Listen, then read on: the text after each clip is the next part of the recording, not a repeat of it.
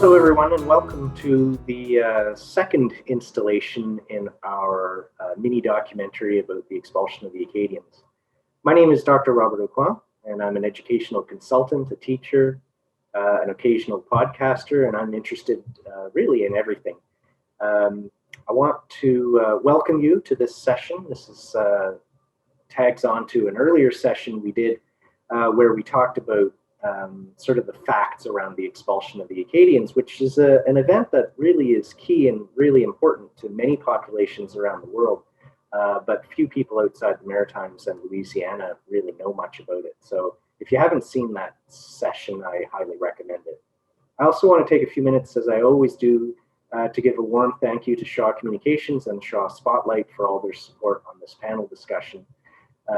Without them, there would really be no such discussions, and so I really appreciate their support in this. As in the previous session, I brought together an eclectic panel of experts to tell a story about the Acadian expulsion. And let me just introduce the members of our panel again. And what we're going to do today is we're going to leave off from some of the facts, and we're actually going to talk about personal stories. So how our families were affected by the expulsion 250 years ago, and how it has affected us into today. But let me start by introducing. Susan Surrett Draper is originally from southwest Nova Scotia, but she now resides in the ancient Acadian village of Rivière-au-Canal, which is quite close to Grand Pré, which we talk quite a lot about because that was the center of the expulsion 250 years ago. And since then, she's been a guide and an interpreter at Grand Pré National Historic Site of Canada, which really is the preeminent source for all things Acadian in Canada and arguably around the world. Next on our panel, we have Marty Guidry. He's a retired chemist, but is really an Acadian genealogist and historian from Louisiana.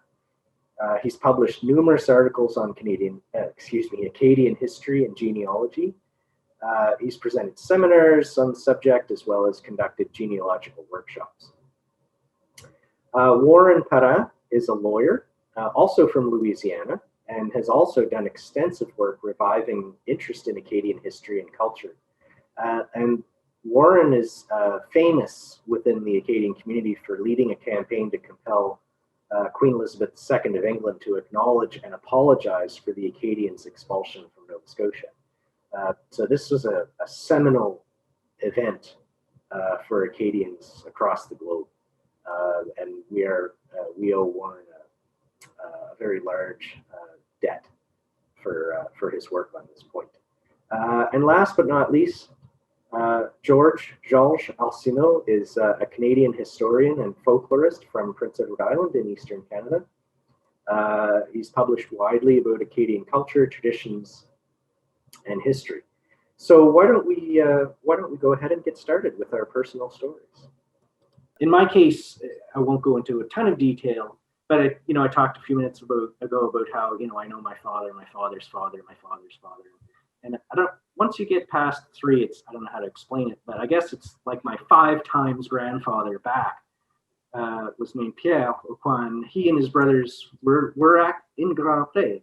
One of the brothers was in Cobequid, which is now Truro, which is why I asked Susan if Lenin extended to Cobequid. There was a reason for that. But anyway, I don't think they were deported from Cobequid. They were deported from Grand Pré, and they eventually wound up in one of these prisons in Bristol, England, as at that point prisoners of war.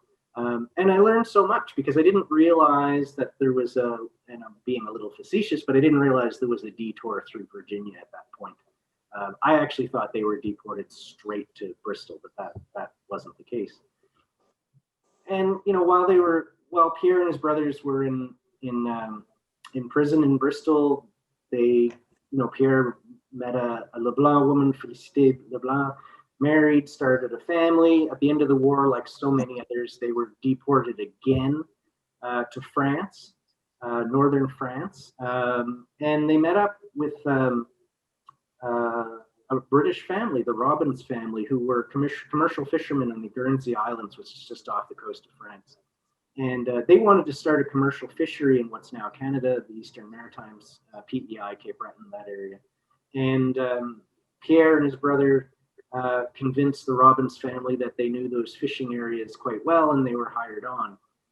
And then they returned. They returned to the Maritimes. So initially to PEI, but within a few years, they relocated to what I call Western Cape Breton, Shedica. And that's where my origins come from. And so it's very interesting for me that I'm able to trace all that stuff through. There's some kind of gaps there. For example, I don't think Pierre had been a fisherman at any point in his life. And so I think there was probably some fast and loose talk with the Robbins family about how well he actually knew the fishing grounds around PEI. He probably didn't know them at all, but the Robbins family wouldn't have known that. So, but anyway, I wanted to get to some of your family stories. And Susan, I wonder if we could come back to you.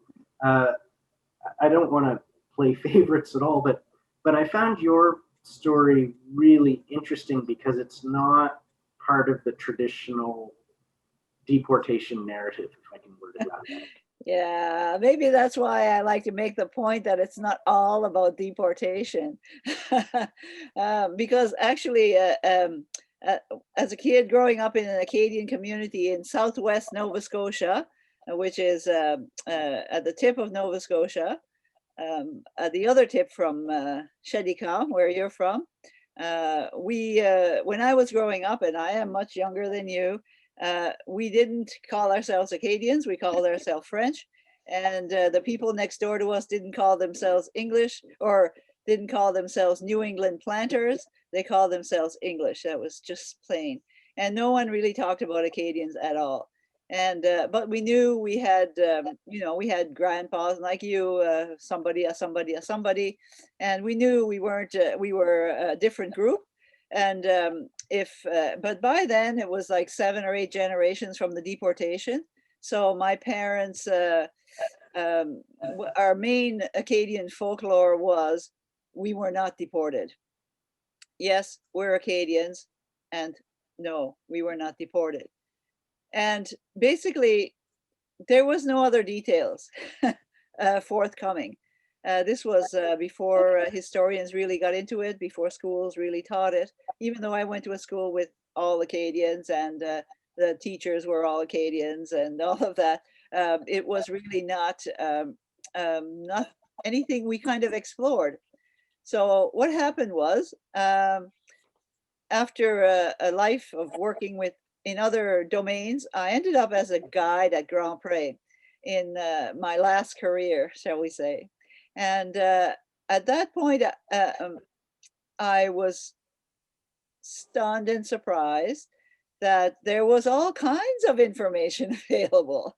And a lot of it had come into to light with Stephen White's books on genealogy and the work done by Ronnie Gilles Leblanc and others, and Georges, and people who were just in that domain for their whole lives. But to me, it was a discovery at the age of 50. Well, better late than never, right?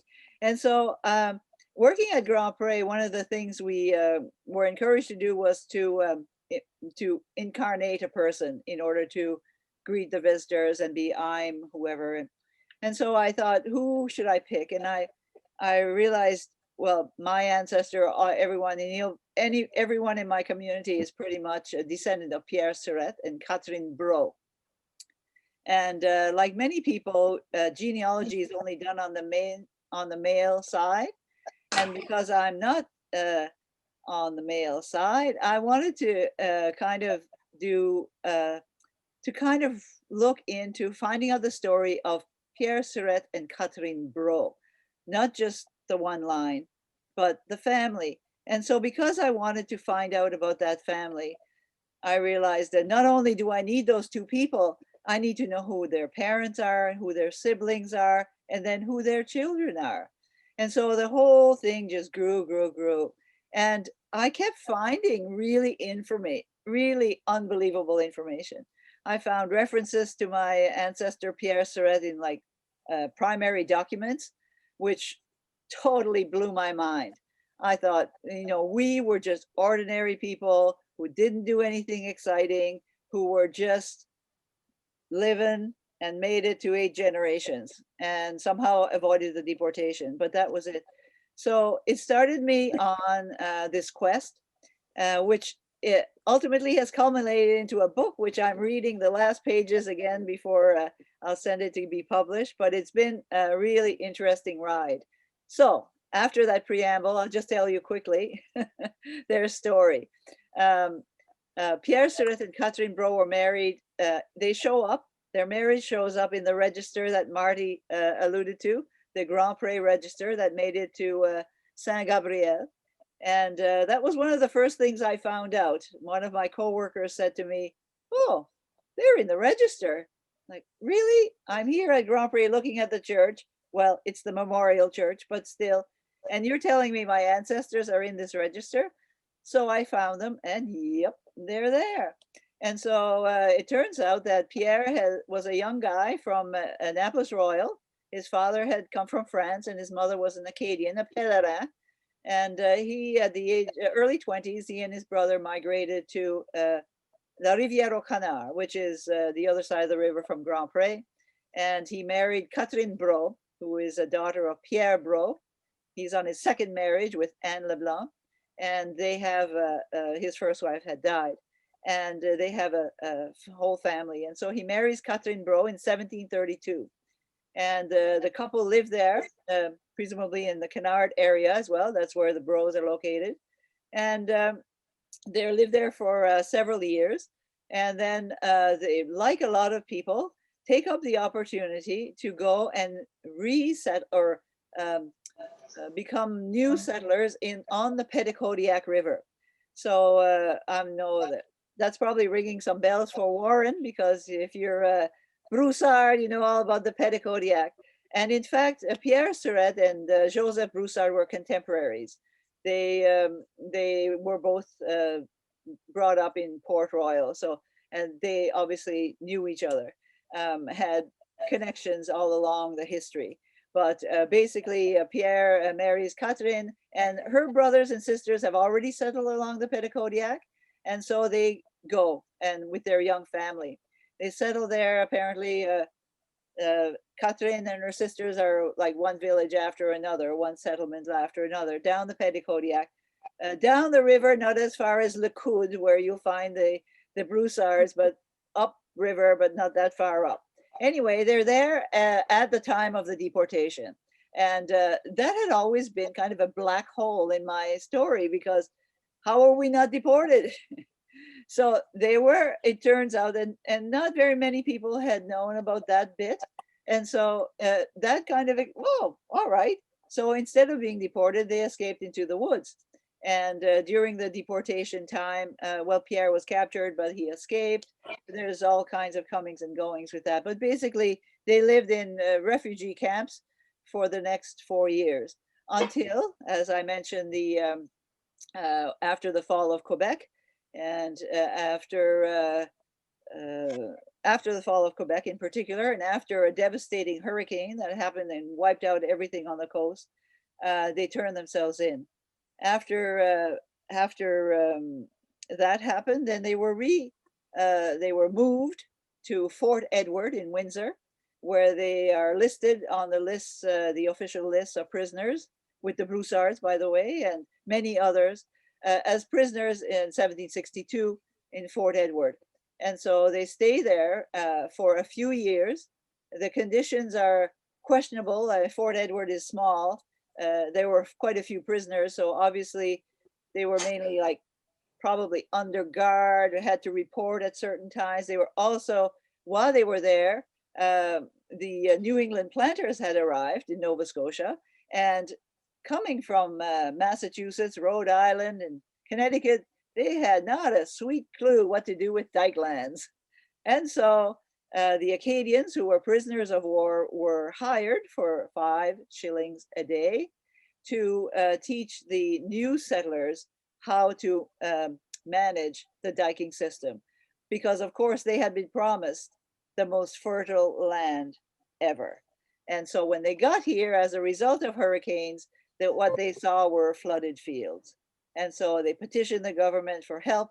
The Acadians were hired at a small pittance to teach them how to farm those lands, which, by the way, they still do today. And even though with modern equipment, still the same system. So, but for the Acadians, it was a way to make money and a way to save your money. So because the famous communities stay together, and the family of Pierre and Catherine, by the time they get to Fort Edward, their children are adults. They begin to have families themselves. And then the war is over. And they say, well, what do we do now? We can stay. We're not ready to go with the people that are going with the Broussard gang. We are not, we're still staying. We're not sure what we're doing, but we're not ready to give up. And so they stay. Now the government in Fort Edward is a little kind of like, come on, you guys, we can't feed you forever. We only have, like 2 loaves of bread to share, blah, blah, whatever. So in the end, they decide they will settle in Chesapeake, which is just outside of Halifax. And it's still an Acadian community today. And in Chesapeake is a way where they kind of regroup. So members of the family decide to go to New Brunswick, southern New Brunswick, Kokang, say for instance. But most of the Pierre Surette family, except for one, all decide to settle in Capsab in the Yarmouth area, Saint-Andrew, Pubnico, that kind of area. And but of course, like someone said, in Louisiana, they got lots of help and lots of encouragement and all of that. Well, in Nova Scotia, it was not so. So when they decided, there were only certain places where they could settle, and it had to be away from other Acadian communities.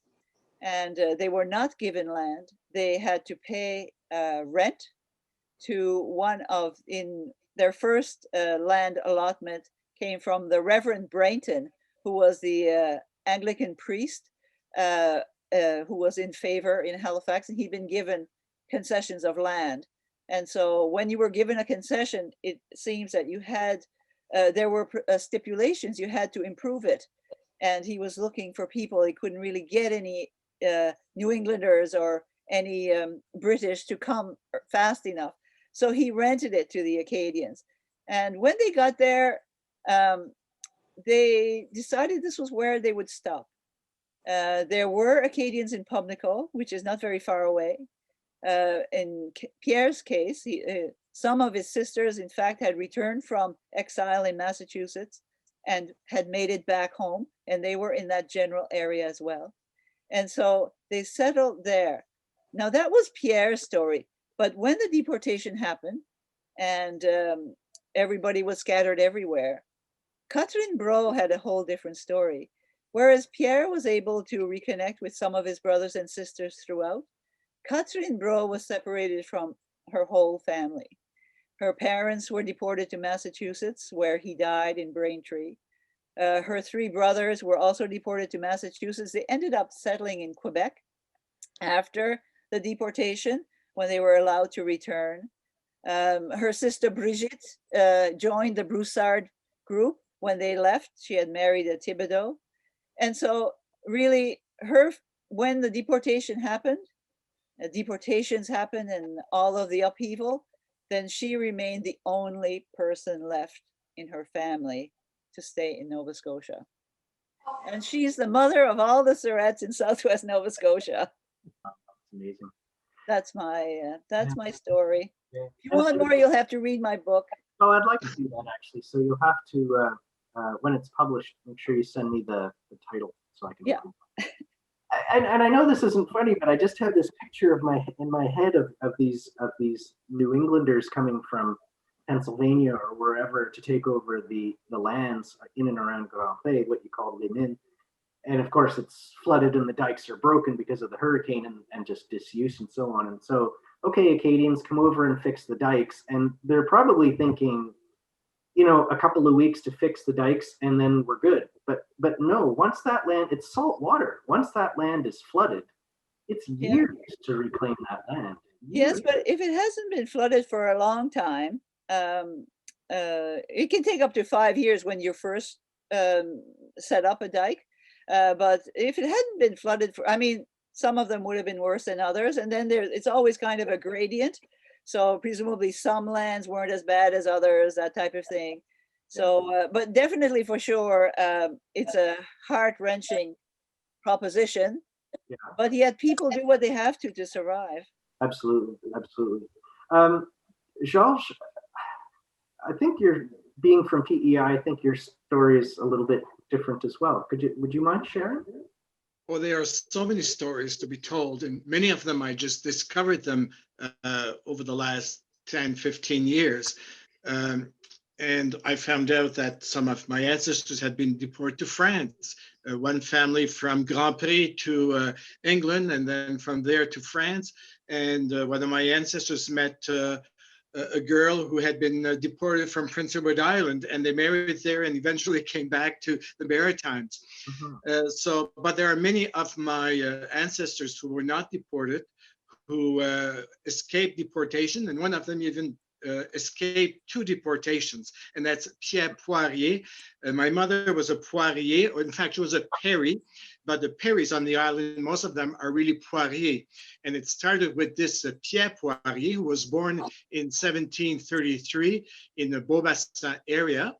And in 1754, he was living with his family in Tintamarre, near where Sackville is today. And he married a woman called Marguerite de Giroir in 54.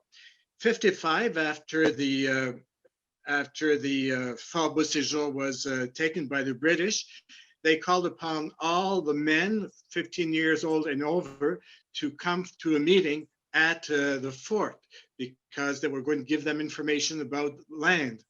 And when they got there, it was like in Grand Prix, they were made prisoners. And eventually a group of the prisoners were sent to the closest British fort, which was Fort Amherst. Not Fort Amherst, but Fort, I'm looking for the name, Fort Lawrence, located near Amherst, Nova Scotia.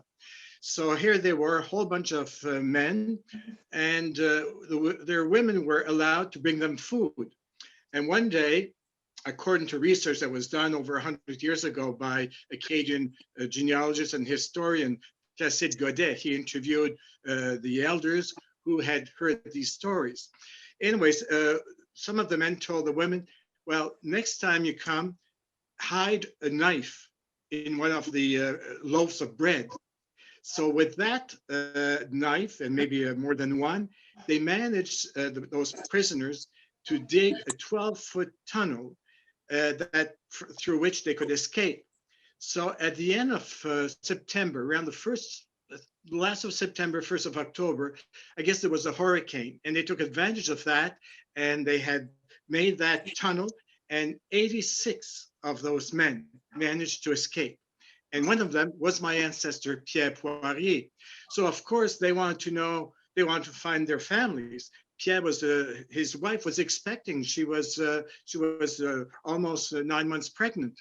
So he went to Tintamarre, and all the population was gone, all the women and the children and the elders. But he met some Micmacs. They said, oh, they're gone to Cocagne. They're waiting there to be sent over to Ile Saint-Jean, to Prince Edward Island. So he made his way there. We don't know if their first baby was born in Cocagne or on Ile Saint-Jean. But on the 15th of August, his wife, Marguerite, gave birth to Rosalie. And we know that they went to the island because she was baptized at Port-la-Joie a month later, at the end of November. So he was safe. There was lots of people from his home area that were already on the island. We don't know exactly where they went to settle. So that was in 1755, the year that the deportation started. Now, the island was still French, and the population by 1758 was over 4,000 Acadians. A few thousands had come from mainland Nova Scotia and southern New Brunswick over the years, as many of them as refugees. So they stayed there. But then there was the 1758 deportation, when Louisbourg was taken by the British and surrendered. Automatically, the island surrendered because it was a satellite colony of Cape Breton. So Lord Rollo came in with 500 men from Louisbourg, and their mission was to round up the population and deport them to France. But fortunately, about 1,100, 1,200 of the Acadians on the island managed to escape to the mainland. And one of those families was my ancestor, Pierre Poirier. And probably he first went with his small family to a refugee camp on the Miramichi River. And from there, in 59 or 50 or 60, went to the other camp on the Ristigouche River.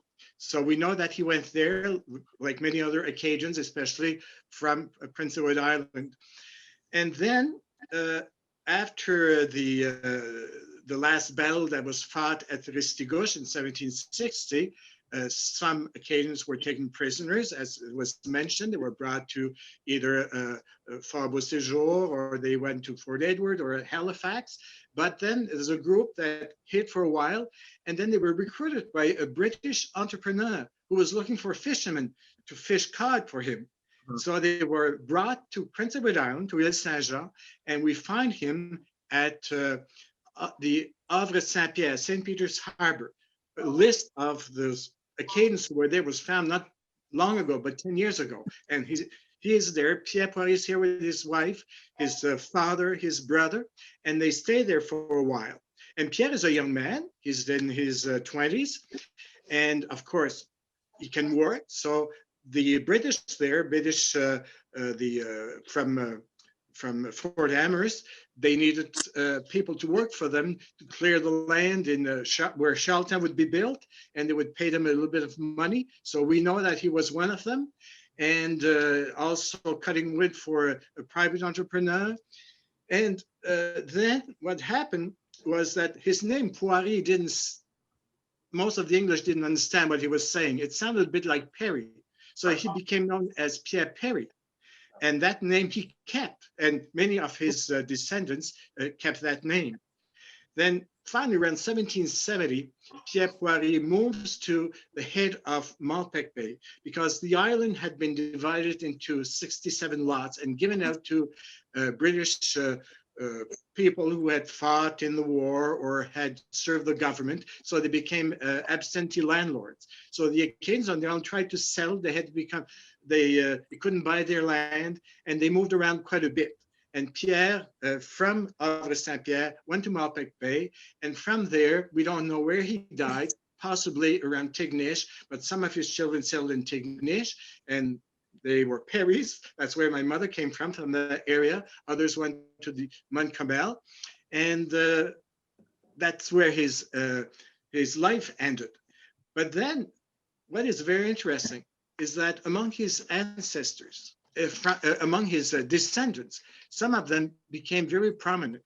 For instance, the first Acadian born in Acadia after the deportation to become a priest, a Catholic priest, was his grandson, Sylvain Ephraim Poirier, who preferred to go under the name Perry, like his great-grandfather, but he spelled it P-E-R-R-E-Y.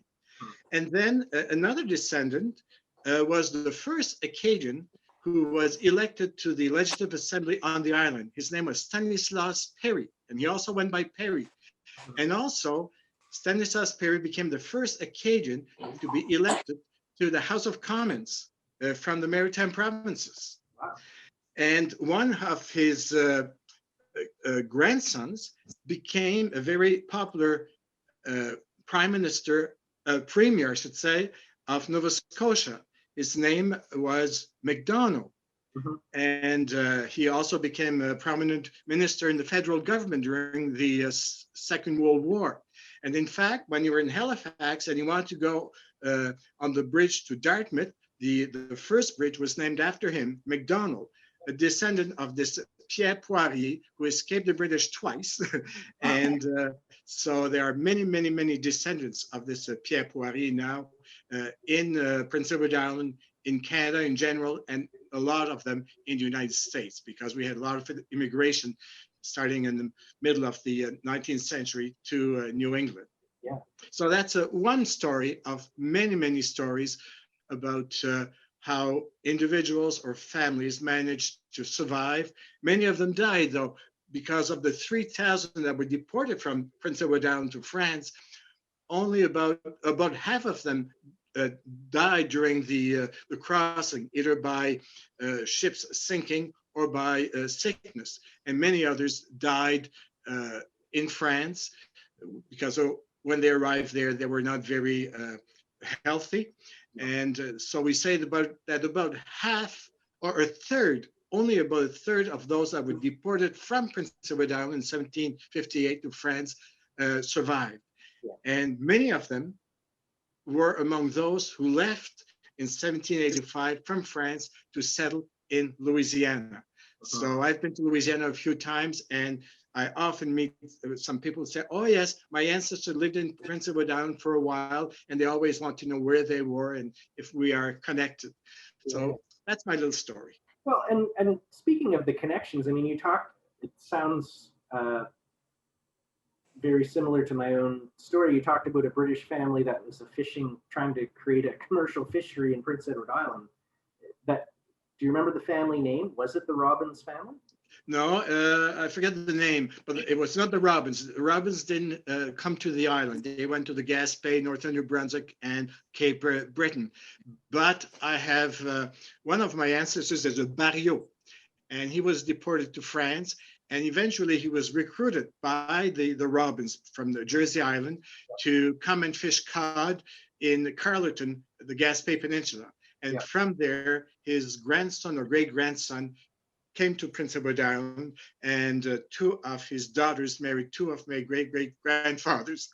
So that's one link of a family that was deported to France that came back with this British entrepreneur, the Robins. Yeah, well, and based on my reading, the Robbins family did establish, they started a commercial fishery in PEI, but I don't think they stayed initially very long. You're right, they relocated to Cape Breton fairly quickly. Yes, I don't know that they came to the island. There are some British entrepreneurs, but we know that the Robins for sure were in Chittagong, were on Ile Madame, and they were also in the Gaspé and Northern New Brunswick.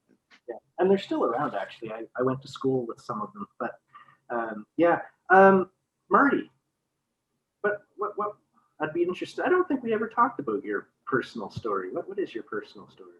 Well, first I'll say that like Warren, I was influenced by Dudley LeBlanc also, who was a state senator. And when I graduated from the same school as Warren, but I was a few years after Warren, maybe one, but at the University of Louisiana at Lafayette, which was then called University of Southwestern Louisiana. I had a few days before the commencement exercises, and so I went to the library, and I didn't know anything about Acadians. I knew Cajuns, and I knew that we had Cajuns. Didn't know I was Acadian, though. And I picked up a book called The Acadian Exile by Dudley LeBlanc and started reading it and saw my name in it. It started me off, and since 1970, I've been researching the Acadians and my family and everything ever since that day. Not unbeknown to me at that time is Dudley LeBlanc only lived about 2 miles from my house. And it was interesting. My mother knew him well. My mother used to go to ride to USL. It was called Southwestern Louisiana Institute then, with his daughter every day. They go to school together, but I didn't personally know him.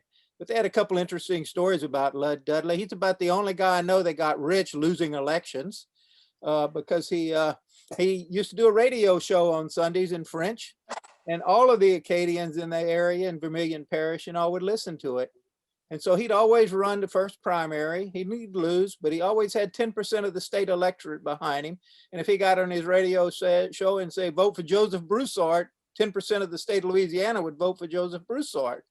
So when they got to the second primary election and they had two people running, they'd both pay Dudley LeBlanc to support him. And whoever gave him the most, he would support him.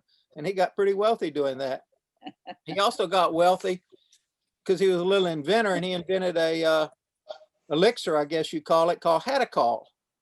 And some people asked him one time, why'd you call it Hadacol? He said, because I had to call it something. But it was actually all for that reason. It was a Happy Days Company LeBlanc, Hadacol. And he was on Groucho Marx one day. And Groucho Marx says, what good was Hadacol? He said, well, it was good for $5 million for me last year. And so he was quite a salesman and all, Dudley LeBlanc was. And Hadacol actually was not a quack drug or anything. I think he actually had some value. Back then, it was full of a lot of vitamins, and people didn't get vitamins back then. And so they would take it and they would feel better because they were getting vitamins at that time. Now we take one a day and different vitamins.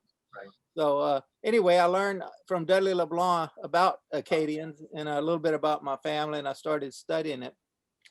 And I wanted to talk a little bit about my ancestor, who was a third generation Acadian by the name of Pierre Guidry. Back then we spelled our name G-U-E with an accent, D-R-Y. I think it was accent aigu, if I'm not mistaken. And I always entitle my talk, An Exile of Hopes and Heartbreaking Tragedies. And because that's how his life was. It was an up and down thing all throughout his life. I always want to say he was resilient, and I think all Acadians are resilient. You find that throughout. That's why we survived, because we were resilient. Yeah. If you look at the recent hurricanes we've had, and exclude Hurricane Katrina in New Orleans, because New Orleans isn't Acadian, but the rest of them that we had, Rita and Gustav and all of those, you find that the Acadians came back without government help.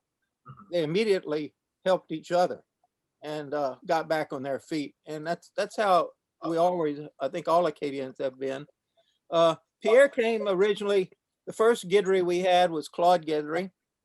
Came to Nova Scotia, or Acadia then, sometime between 1671 and 1680. Because the first record we have is his daughter was being baptized on the mouth of the St. John River. We don't know if he was married to this woman, but it was a Mi'kmaq by the name of Quetzcua, and his daughter was named Jean Guidry on June of 1681. That's our first record. So we know he got there at 1680 or before. He wasn't in the census of 1671, so it's sometime in that time frame. So a lot of people don't consider the Guidrys Acadians because they didn't appear in the 1671 census, but I would argue that they are Acadian. They lived their lives there till they were deported out of Acadia. Around 1698, Claude had a son named Augustin who married Jean Hebert, and eventually they had a child. They had 8 children. The youngest was Pierre Guidry.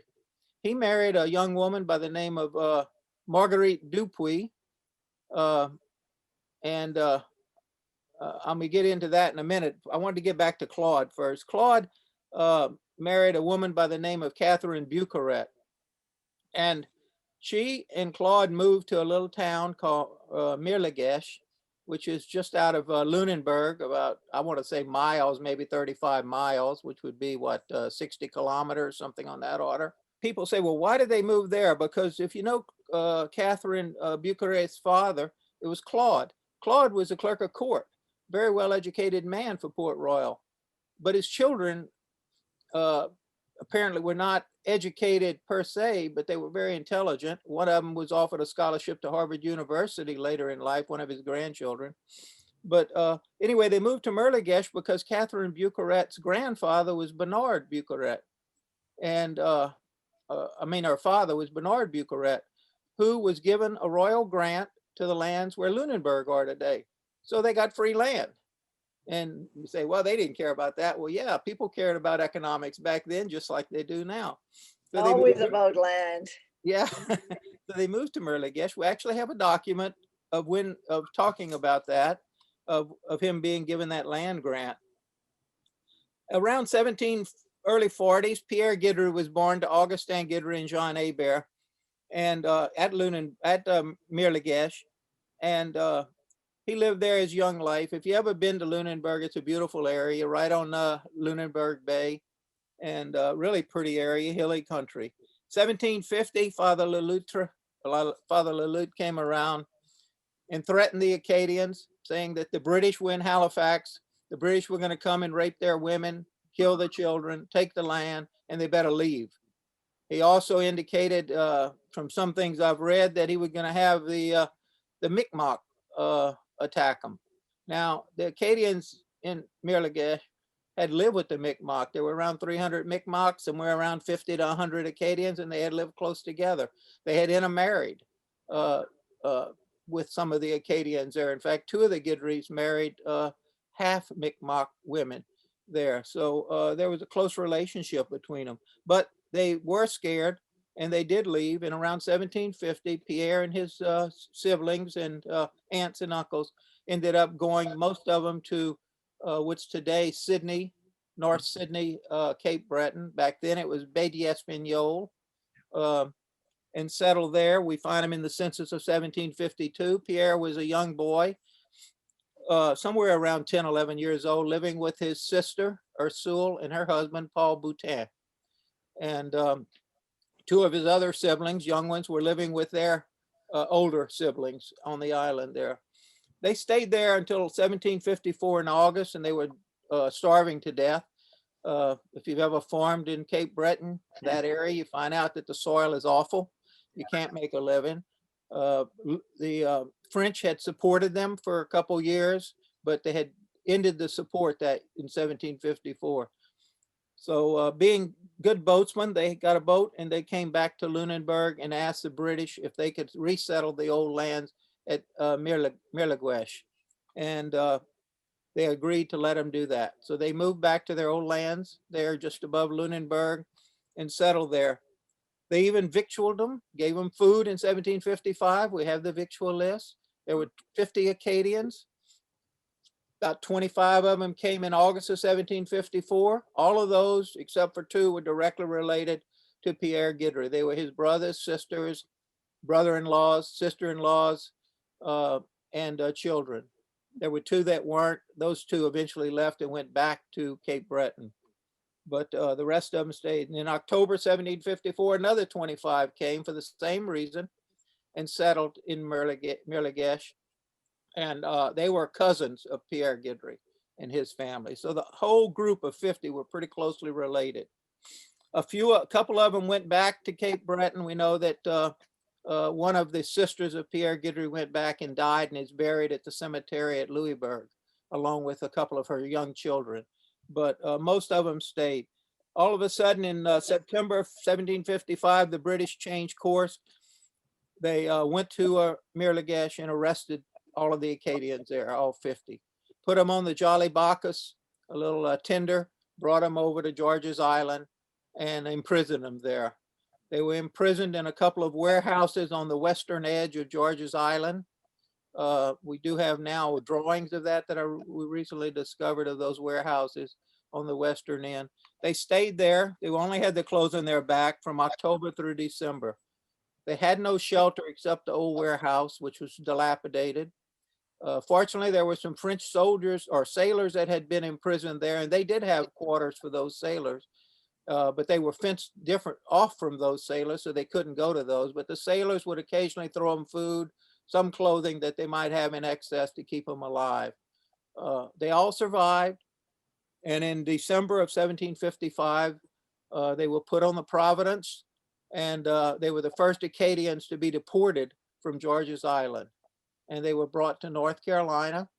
We don't know the exact area they were brought to, but we're pretty sure we have a lot of circumstantial evidence that they were brought to Edenton, North Carolina, which is a port city on the sound there, Albemarle Sound.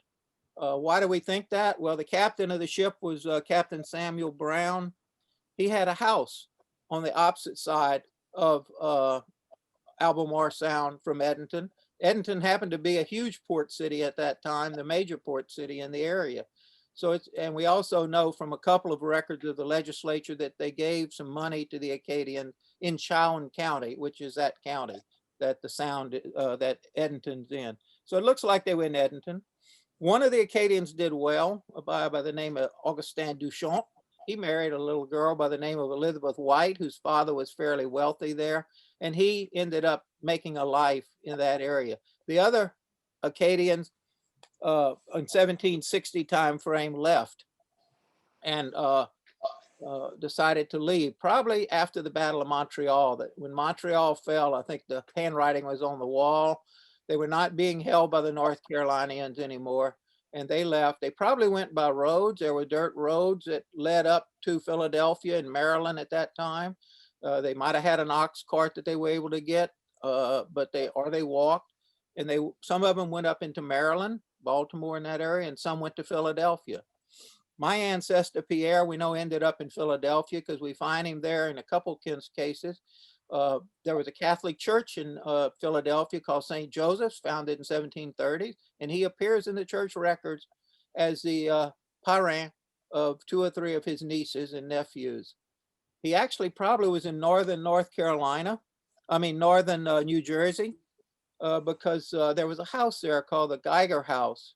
And although it was illegal to be a Catholic and have services in New Jersey, the Geiger's family allowed their house to be used, and twice a year a missionary from Philadelphia would go down and celebrate masses and all. And that's where we find his name, at ceremonies that occurred in the Geiger House. The house is still there today. It's privately owned and lived in. You can still go and visit it if you'd like. It's on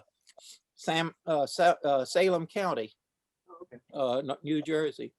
So from there in 1763, we find his name on a list of Acadians that want to go back to France. After the English Acadians went to France and found out that maybe they could go, a lot of the Acadians in North America put together a list to France to ask to be able to go back. Of course, none of them were allowed to, but they're on that list. Sometime in the mid-60s, he went to Port Tobacco, Maryland. He had a brother there, Jean-Baptiste Guidry, who was in Port Tobacco. Jean-Baptiste appeared on the 1763 list for Port Tobacco and then died shortly afterwards. But his widow with 5 children was there. So we think Pierre probably went to see the widow. And in 1767 in December, the widow and her children, Anne Dupuy Guidry and her 5 children, along with Pierre Guidry and his wife, Marguerite Dupuy, and their young daughter, Marie, boarded the Jane ship and sailed to New Orleans and got there in February of 68. They spent a month in New Orleans, and I mentioned earlier, they were told they had to go to Fort St. Louis de Natchez. And they fought it, but they ended up going. Pierre lost his wife, his daughter, and a newborn son there in the summer of 1768. So he was a widower in his 20s. He, one of the other people that went there was a lady by the name of Catherine Babin, and he ended up marrying her in Point Coupé Parish, because we had no church up in St. Louis de Natchez. So they took it's interesting, they took a boat with 2 other couples and 1 adult male man who was older, and sailed down to Point Coupé, about 60 miles downriver, got married at Point Coupé, the 3 couples, and went back upriver. And somebody said, why the old man? And I think it's because probably took a little while to go downriver, and they didn't want any marriages consummated before they were actually married. So so they were married at Point Coupé Parish, which, by the way, no Acadians were allowed to settle in. That was the one parish you could not settle in if you were Acadian, because it was already settled by the French, and they wanted the Acadians to settle new regions. Right. But they could get married there at the church, at St. Francis Church, and they were. So he got married in 1769 in January to Catherine Babin. In December, they had a revolt in 1768. The Germans and the Acadians went to New Orleans in October of 1768 and threatened Ulloa. Ulloa decided it might be best if he did not hang around New Orleans too much longer. He took his family, fled to a ship 1st of November, and went back to France. And it wasn't until later the next year, when O'Reilly showed up as governor, that they settled that revolt. And O'Reilly ended up hanging 6 Germans, but no Acadians. And but the thing that sort of broke the camel's back was the Acadians that had to go to St. Louis de Natchez. So in December of 69, O'Reilly said the Acadians could leave. They did. And Pierre went down to Ascension Parish and spent a few years there in Parish, Louisiana, to St. Landry Parish in Opelousas. He and Catherine had 6 children, but again, another heartbreaking incident. She died in childbirth with the 6th child, so he lost his 2nd wife. The child survived. I descend from Catherine, that wife. A couple years later, he married a 3rd time to Marguerite Miller. He didn't marry again this time. He married an English woman, and or a German woman, I should. And they stayed St. Matthew Parish until the early 1790s, and then he was able to buy 2 pieces of land in St. Martin Parish on the Bayou, 250 by 40 arpent pieces of land, paid 110 cows for them, which he didn't have, but they were able to buy them on time. And eventually he started a vacherie in St. Martin Parish and was able to pay Madame de Clouet her 110 cows for that land. He had 15 children with Margarita, so he had a total of 22 children during his life. And you would think that would make you destitute by itself, but it didn't. His vacherie survived very well. He died at 83 years old. When he died, he had $110,000 in cash and property. Today, that's worth close to $3 million in today's dollars, and was called the Grand Patriarch of Grand Point, which is what Cecilia, Louisiana was called back then. And so that's pretty much his life. But I'd say that he went through a lot of turmoil in his life, but he always came through at the end. Yeah, life definitely wasn't easy. And I noticed 2 things. Well, one thing in particular that you mentioned is your reference to Pierre Guidry. I don't know a lot about this guy, but he seems to pop up a lot and usually not in very positive ways. I think someone needs to do a book about this man. But anyway, if maybe someone already has. Warren. I don't know what your story is either. Would you mind sharing? Sure. Although my name is Warren's a Perry, but all of his ancestors, except for one, is a Broussard. Right. I think you go to either your grandparents or your great-grandparents, everyone's a Broussard except your father's family. Is that right, Warren? That's correct. And I married a Broussard. So And you my married a children, 99% Broussard. And I think they inherited the hard head that Beausoleil Broussard had. I briefly mentioned that Beausoleil died shortly after arriving. But in the short time that he was in Louisiana, from February 1765 till his death in October, a lot of wonderful things happened. Number one, he was named commandant of the Attakapaw territory, which was equivalent of being the governor of this area. So to think he left a prison camp on St. George's Island and became commandant of the Attakapaw territories is pretty amazing. Mm-hmm. Another thing that he accomplished, along with other Acadian leaders, they negotiated a Dauterive cattle compact. So New Orleans had a shortage of meat, and they couldn't get settlers to come to the Attakapaw because the Attakapaw Indians were reputed to be man-eaters. Every couple of years, they ate somebody, and it was a very effective way of keeping settlers out of the area. So the Acadians, of course, having been close to the Mi'kmaq, were not deterred. And so this contract that was signed brought the Acadians to the Attakapaw to raise cattle. And as soon as they got there, they reneged on the contract. They totally ignored it. And they didn't engage in sharecropping because there were so many cattle available that were wild, that had migrated from Mexico. And they quickly got in the cattle business and were bringing cattle in cattle drives from the Attakapaw to Louisiana 100 years before Texas even existed. So I love to tell my cousins from Texas that the first cowboys in America were not in Texas, they were the Acadians. And my family is still in the cattle business today. I've inherited our farm in southern Vermilion Parish, which floods just about every hurricane. And Emile Broussard, who would have been the great-great-grandson of Beausoleil, claimed lands, the wetlands of Louisiana, and used the same diking techniques that he obviously had learned from the Acadians' ancestors.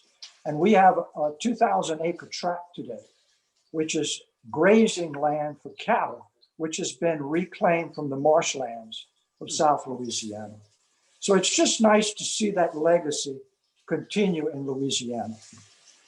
About 2012, we had a Broussard family reunion, and a professor from UL named Dr. David Reese made a presentation on how it would be really neat to find Beausoleil Broussard's burial site, because we didn't know where these Acadian pioneers were buried. It was lost to history. And so that caused the Broussard family to launch a project, which is now called the New Acadia Project. And for the last 8 years, we have raised money and donated it to the University of Louisiana, specifically dedicated to support Dr. Reese's archaeology project. And we have not publicly announced, but Dr. Reese is compiling a report, which probably will be released this year, where he will opine where the first Acadian settlement was located in the Attakapaw territories. We do know it was on the Bayou Teche, because references are made when the priest came bury Beausoleil's brother Alexandre, and 34 of these Acadian leaders. They hadn't yet established villages. They were living in temporary camps. So the priest referenced where he had buried them in the different camps along the Bayou Teche. But we have already erected a historical marker, which we unveiled in October of last year, where we believe it will be near the present day town of Laurelville on the Bayou Teche. I want to circle back to where we briefly touched on how the Acadians were helped so much by the colonial governments of France and Spain. Incredibly, the French had enough sway to keep the Napoleonic Civil Code as the civil law of Louisiana. And that's a remarkable achievement. We still have it today. We are the only state in the United States with the civil code of Napoleon, as is Quebec, the only province in Canada that does not have the British common law. They had enough political sway to keep their civil law similar. And those documents are very, very similar to this day. In fact, when Louisiana petitioned to become a state in 1812, we had to translate the laws into English to be able to apply to become a state. So we have this strong, strong tradition, this Francophone tradition in Louisiana. And I think when we talk about the Acadians coming to Louisiana from France, the best and most recent book by Professor Mouot, I think it's entitled Acadian Refugees. He brings up a part of our history which I had never thought about. These Acadians that were repatriated to France had been living in France for nearly 30 years. They had established relationships. They had married locals, but they resisted assimilating into French society because they considered themselves non-French. They considered themselves Acadian, a distinct people, a new ethnicity. They called themselves different.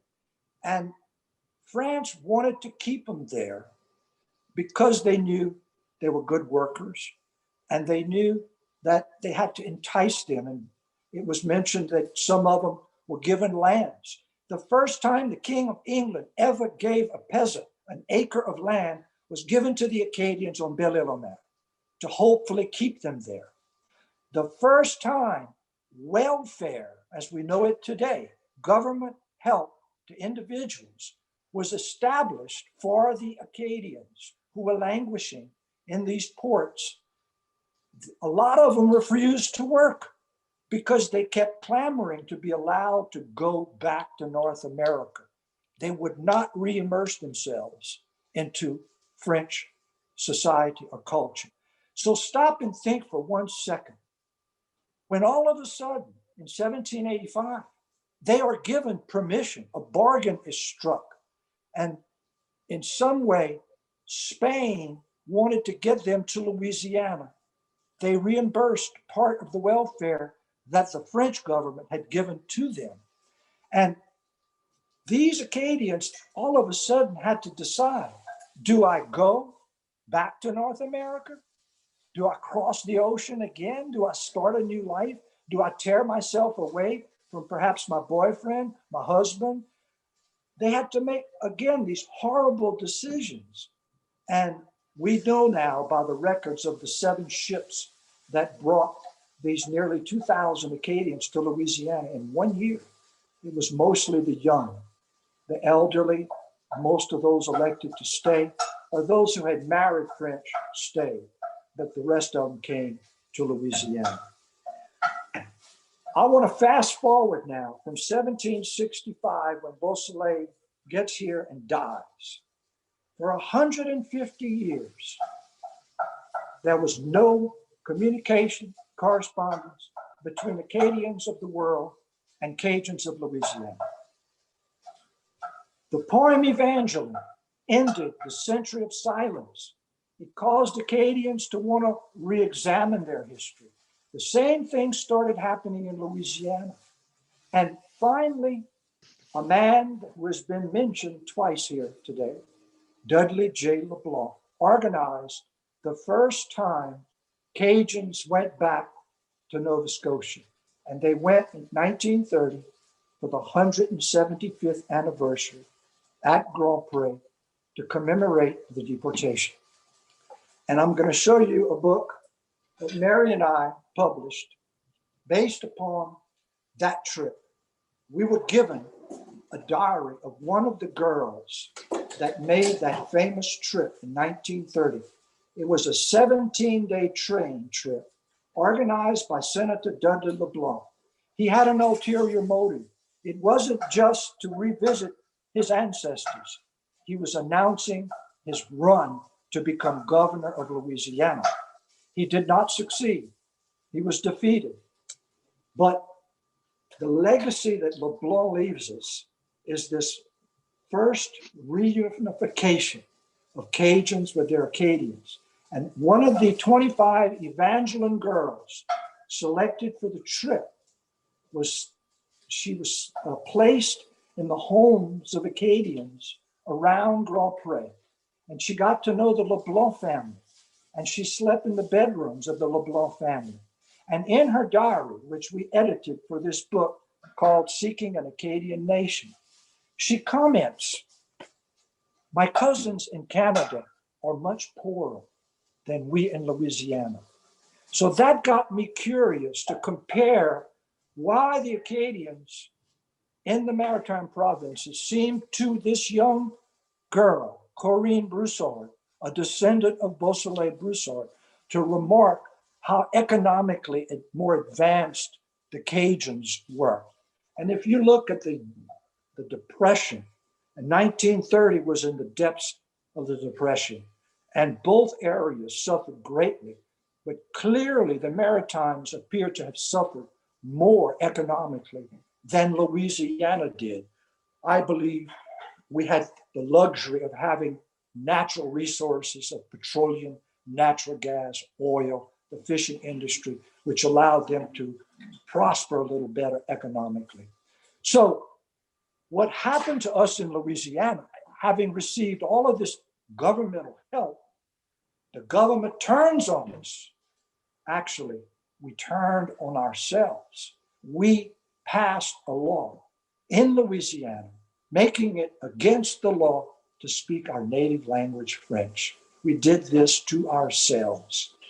to try to make the children become Americanized, having a better chance.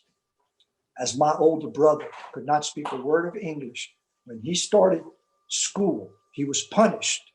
And my parents didn't want the same thing to happen to me.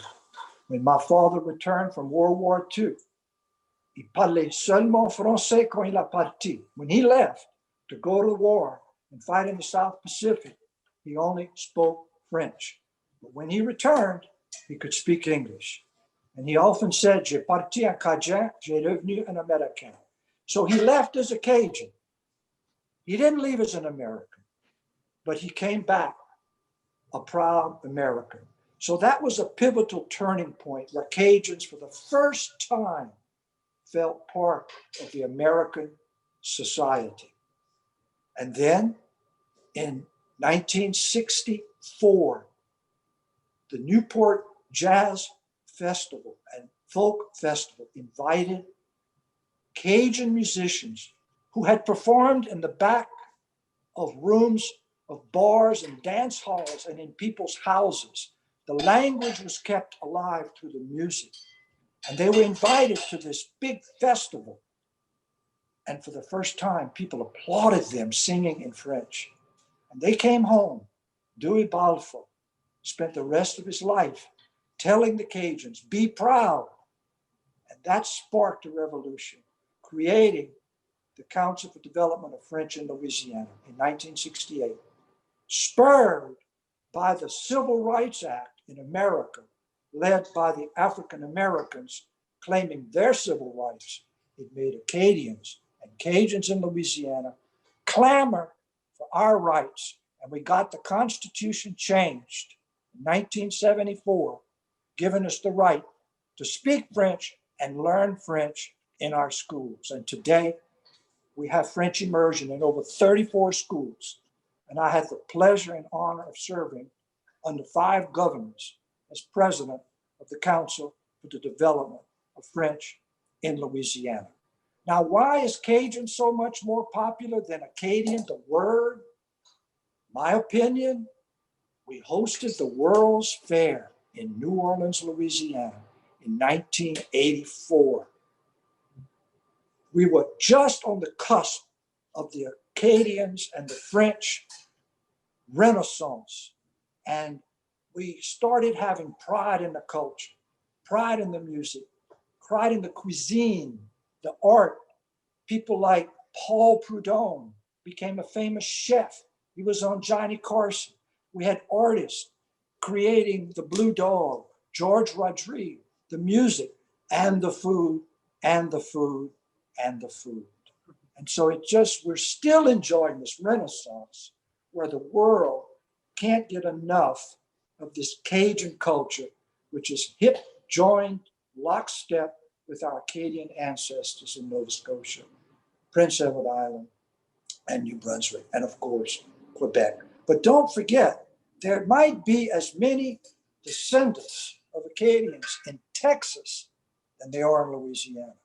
Because you open phone books in that part of the state between Louisiana and Houston, Texas, there were huge immigrations taking place during World War I, World War II. They went to Texas to build the petrochemical plants, to fight the wars, build the ships, and get good paying jobs in those facilities. There were so many Cajuns leaving their farms in Louisiana in the 30s and 40s. People would board up their little houses, des cabanes dans la campagne, their simple little shanties. They were boarding them up and they were writing on the front door, GTO. And it stood for Gone to Texas. You want to find me? I'm going to be in Texas. There's more Broussards in the phone book in Houston, Texas than Lafayette, Louisiana. So we're all over. When they come to Fromé, we're like ants, we're all over. And we're very proud to be a part of this great community of Acadians where it can be found all over the world. Warren, I found in some documents from the 1700s that the Acadians also call themselves the Cadiens. And in Quebec, they use the term Cadiens, les petites Cadis. So I think that the word Cajun could be the anglicized version of Cajun, the Cajun. And but today in French Canada, often when they want to talk about the Cajuns, they say les Cajuns. And I know many Cajuns in Louisiana don't say that. We're not the Cajuns, we're the Cadiens or Acadiens. Yeah. I have stated oftentimes, and I briefly touched on this, that the Acadians developed a whole new ethnicity in North America, and people have challenged me. What proof do you have that you're a new ethnicity? As a lawyer, I've got to have jurisprudence, I've got to have case law to back it up, and I do. In 1980, there was a proud Cajun from Crowley, Louisiana, named Calvin Roach, and he was working for a big company called Dresser Industries. He was an engineer, and they made fun of him because, you know, we have this little accent that people say is a little strange, but we love it. I never could say thumbtacks. I say this, those, that, and them. And they made fun of him, and he started complaining, and they started calling him the pejorative kunas. And he said, don't do that, stop it. And he gave them fair warning. And they continued making fun of his accent. And he contacted a lawyer in Lafayette, Louisiana in 1979. He filed a lawsuit under the Civil Rights Act, which protects ethnic minorities in America against invidious discrimination.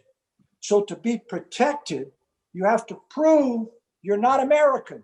Your ethnicity is non-American. And he won his case. Federal court in Lake Charles, Louisiana, examined the history of the Cajuns and said he ticked off every characteristic of nationhood, race, ethnicity. And he checked off language, history, culture, location, ethnicity. And he ruled that we are a protected minority in America. So pretty cool. Wow. That is amazing. I mean, in some ways, it sounds like in Louisiana, you've gone a lot further than we have here. I mean, I think we've made pretty good progress here. If you just in my generation, because I was raised in Halifax, basically as an Anglophone, even though my parents were very Francophone.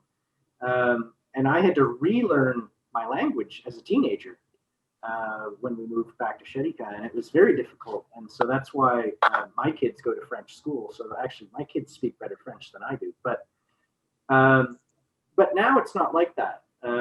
You know, like I always ask my parents, like, why didn't you send me to French school or have me speak French? And they basically said, look, you were raised in the 1960s and the 1970s. This was not a good time to be a Francophone in Canada. And so we were not going to inflict that on you. But now in the 2000s, it's completely different. We cannot build French immersion schools and French schools fast enough in this country. You know, the demand is so high. And it's high among non-Francophones, which is particularly pleasing. So I'm really excited about the progress that we've made. It sounds like in Louisiana, maybe you've made more progress than we have, but so I think maybe we have a lot to learn from you guys down there. I'm just going to wrap up here, at least with the recording part of this, by thanking you all so much. I mean, as I said at the top, your expertise or expertises are really valuable, and I'm learning so much. I'm relatively new to the kind of historian part of it and the genealogical part of this, and so I really, really appreciate it. And I just want to thank you very much. And thanks again to Shaw, Cable, and Spotlight for this. And maybe this is going to lead to some more documentaries and panel discussions. So I'll wish you a good evening, and thank you very much. Appreciate it. Have a good night.